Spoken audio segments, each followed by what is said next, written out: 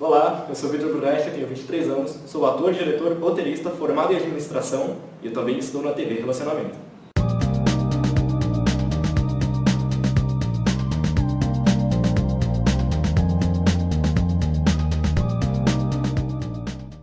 Olá, internautas, iniciamos mais um programa Gestão Executiva e hoje nós temos o privilégio de conversar com um grande profissional de mercado e uma pessoa assim espetacular, um ser humano fantástico, Ulisses.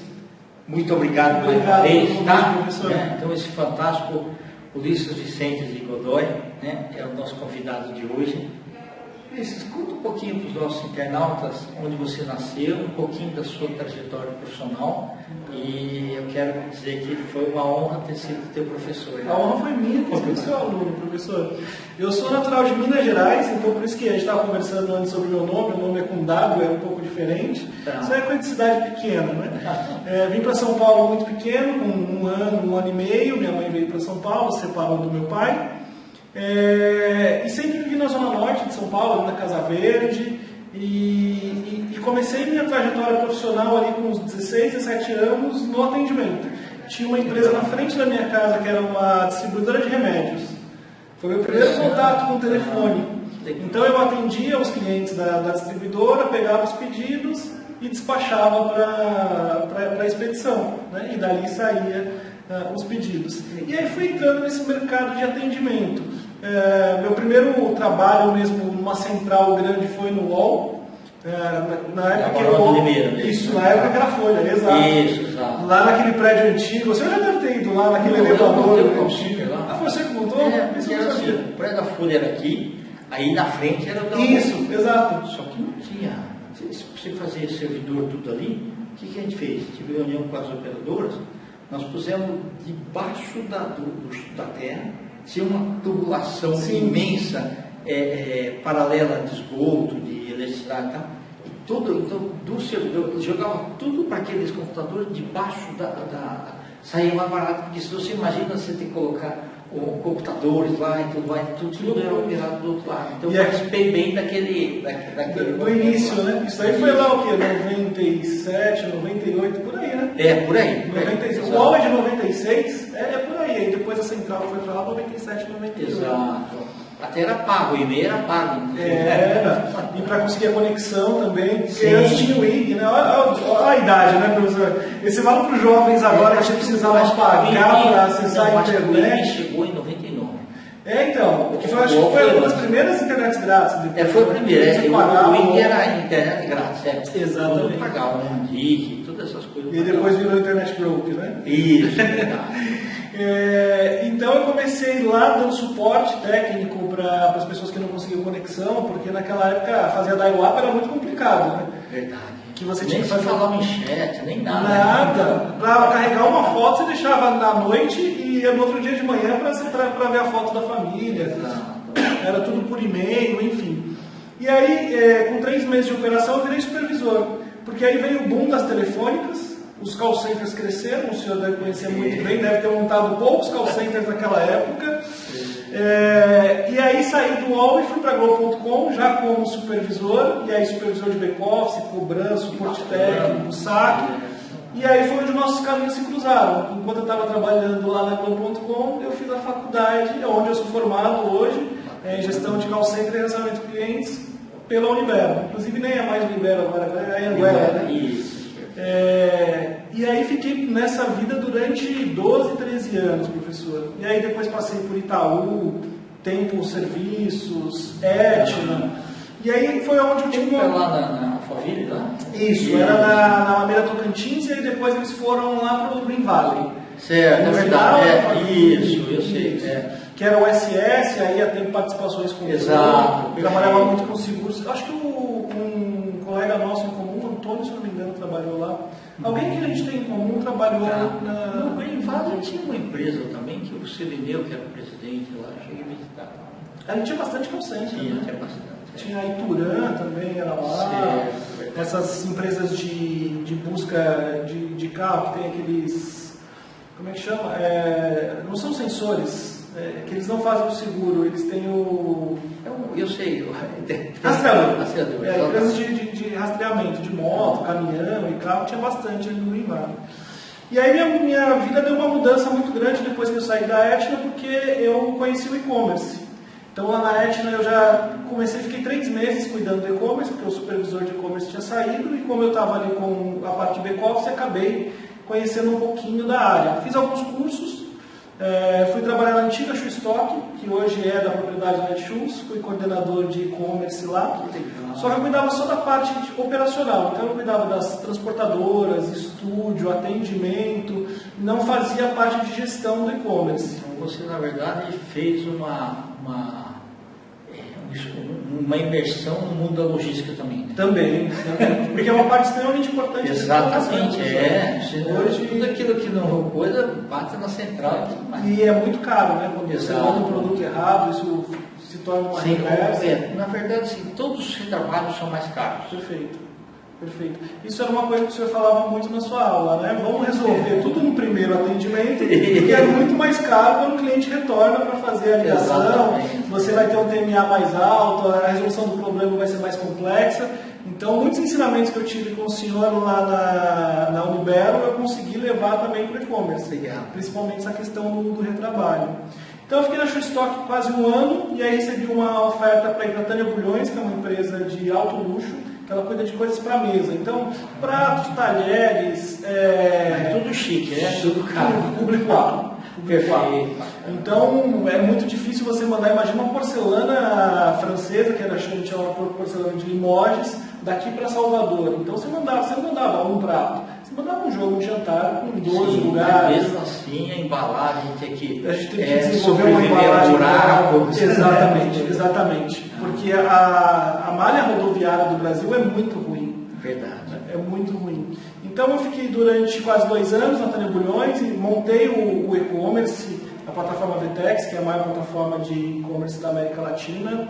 Minha história se cruzou agora com a Vetex, né, que eu trabalho lá, mas eu já operava na plataforma desde 2012 lá na Shoestock. Foi o meu primeiro contato com a plataforma Vetex.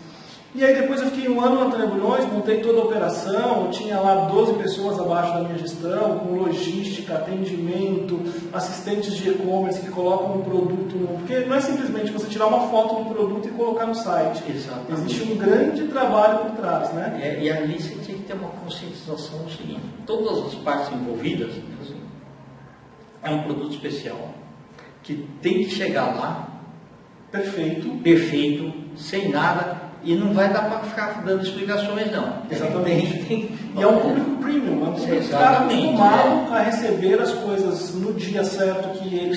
São a logística tem que ser perfeita, o pós-venda tem que ser perfeito. Porque se o cliente vê a foto no site e ele acha, poxa, essa cor não é tão bacana quanto eu achava, vou devolver. O pós-venda tem que ser perfeito. Dele devolver esse produto precisa chegar perfeito na operação de novo, porque senão eu não consigo revender. É verdade. Não é? E depois enviar o produto correto para ele, que é o produto que ele gostaria de ter. Então, existe todo um trabalho por trás. As pessoas falam assim, abrir uma loja de rua é muito mais barato do que abrir um e-commerce. Então, abrir um e-commerce é muito mais barato do que abrir uma loja de rua. É muito diferente disso, porque existe um grande trabalho por trás. Né? Toda essa parte de logística, embalagem, pessoas. Você pega aí os grandes e-commerce como a Amazon, Mercado Livre, B2W, a estrutura dessas empresas são gigantes, né, para que tudo saia muito perfeito. E para concorrer com esse pessoal é difícil. O pequeno é difícil. Por isso que o marketplace é uma coisa muito interessante, porque você consegue pegar todo o tráfego desse grande e trazer para a tua loja. É lógico, você precisa ter qualidade do produto, precisa ter preço do produto, uma série de coisas. Mas ele te facilita você entrar no mundo desses grandes, que se você tiver só o seu site, você não conseguiria. Né? Verdade.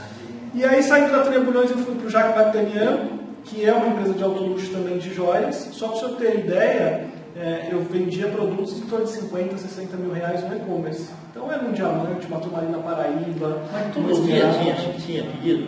Todo dia tem pedido. Esse público de alto luxo, ele consome bastante.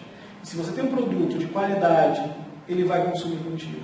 Então, Jacques Vartanian é uma marca muito conhecida no meio. Então, quando você tem um anel, um brinco, uma joia do Jacques D'Artagnan, é status. Né? Você tem uma Tiffany, você tem uma Vivara, você tem uma marca ali que é diferenciada. Então, o mesmo trabalho que eu fiz na Tânia Bulhões, eu fiz no Jacques D'Artagnan.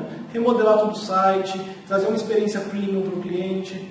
Para o senhor ter uma ideia, a gente fez um projeto chamado Delivery. Então, a cliente de São Paulo poderia chamar uma vendedora e receber na casa dela 3, 4 modelos de joia para ela experimentar, e dali ela gostaria de ficar, quero ficar com uma, com duas, já passava o cartão ali na casa, na residência dela, nem precisaria sair. Né? Então, atendimento premium, diferencial. Também nessa parte da pandemia e tudo mais, isso é diferencial. Né? Sem dúvida, a gente nem estava na pandemia naquela época, eu tenho certeza que agora na pandemia esse tipo de serviço sairia um pouco mais, né?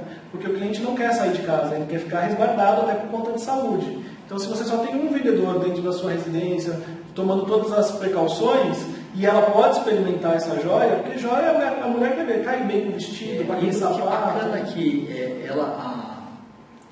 a moça que vai representar, né, a costura, ela vai bem discreta. Sim. Ou seja, ninguém sabe, né? Ninguém sabe.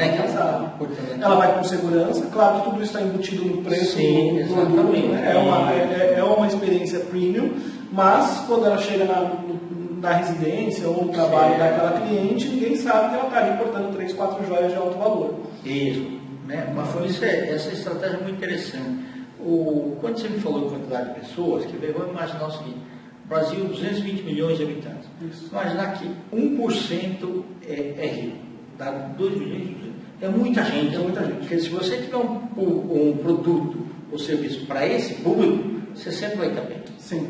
E é um público que sempre está consumindo. Então ele sempre volta na sua loja. Não é um público que compra uma vez e deixa de comprar. Ele sempre está consumindo na sua loja. Eu tinha cliente que comprava 6 vezes no ano dentro do site. Uma vez, Luiz, eu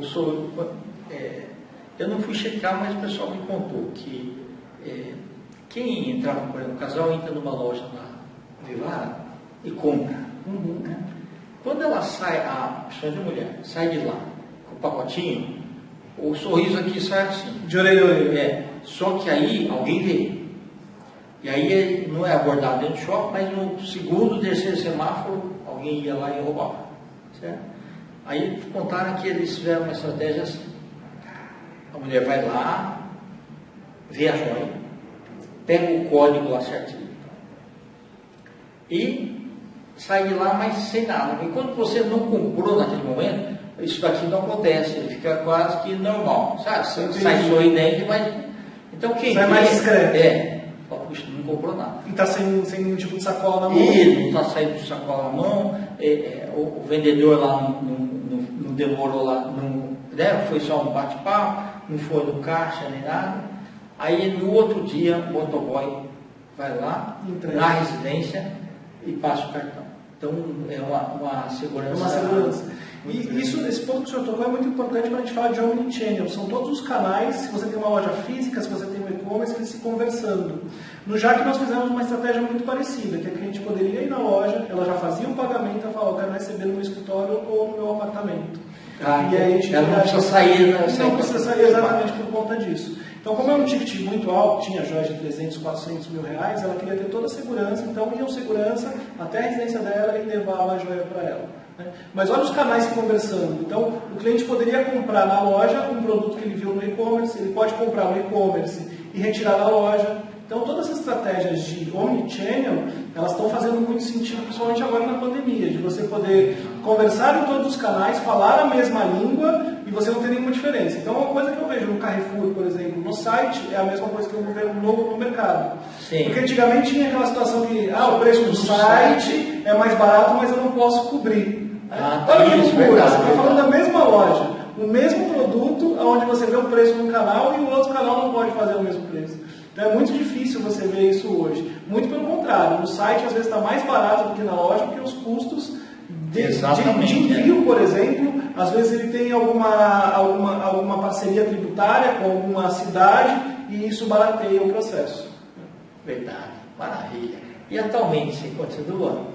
Eu continuo com e-commerce, hoje eu estou trabalhando na Vetex, que é a maior plataforma de e-commerce da América Latina. Então, a Vetex está nas grandes marcas aí, o senhor olhar vai ver C&A tem Vetex, Cobase, Tem os grandes e-commerces aí que utilizam essa plataforma. Eu estou numa área de marketplace hoje. O que eu faço? Eu dou suporte para os marketplaces, os grandes marketplaces dentro da plataforma. Então, eu falo com o Mercado Livre, falo com o Magazine Luiza, falo com o B2W.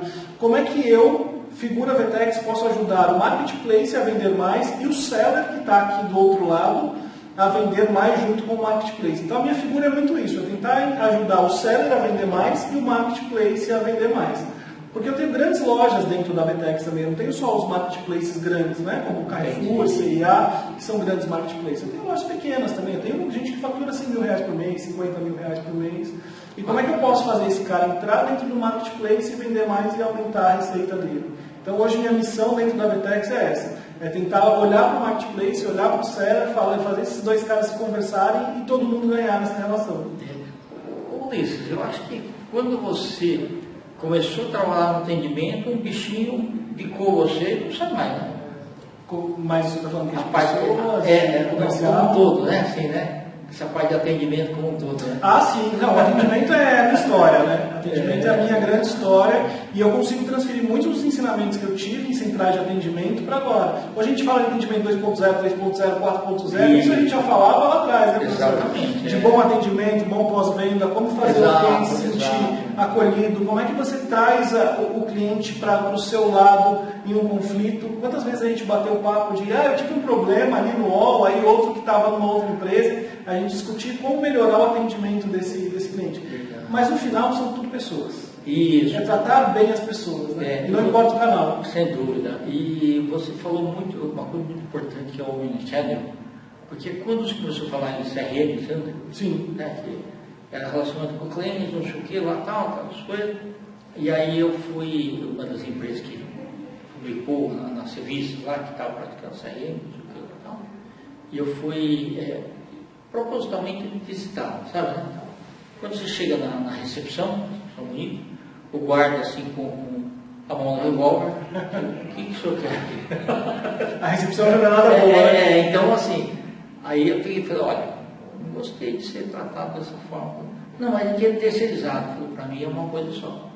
Quando eu entro nesse prédio aqui, eu não sei se faxineira é próprio terceirizar, pessoal do café. Não tem uma placa escrita, né? Sobre terceirizado. Isso, para mim, e representa a mesma empresa, né? Então isso é importante. O que o senhor está falando é bem importante porque tem alguns e-commerce que onde o senhor liga e fala assim, minha encomenda está atrasada. Aí ele fala assim, não, o problema é na transportadora, o problema é nos correios.